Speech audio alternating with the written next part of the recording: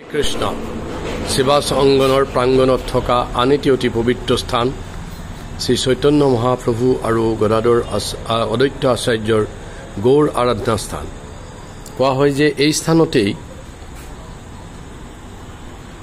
অদ্বৈত আচাৰ্যই গংগাত প্ৰতিদিনে তুলসী পাত দি ভগৱান বিষ্ণুক নিমন্ত্ৰণ কৰিছিল কলিযুগত অৱতাৰ ল'বৰ বাবে, যাৰ হুহুংকাৰত গৌৰ অৱতাৰ হৈছিল।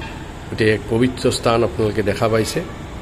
এই স্থানত শ্ৰী অদ্বৈত আচাৰ্যই পতিত পাৱন শ্ৰীমান মহাপ্ৰভুক পতিতসকলক উদ্ধাৰ কৰিবৰ বাবে প্ৰতিদিনেই গংগাৰ পাৰত বহি এই স্থানত বহি তুলসী দি শ্ৰীবিষ্ণুৰ আৰাধনা কৰিছিল। কোৱা হয় যে এসময়ত পবিত্ৰ গংগা এই স্থানৰ কাষেদিয়ে বৈ গৈছিল। হৰে কৃষ্ণ।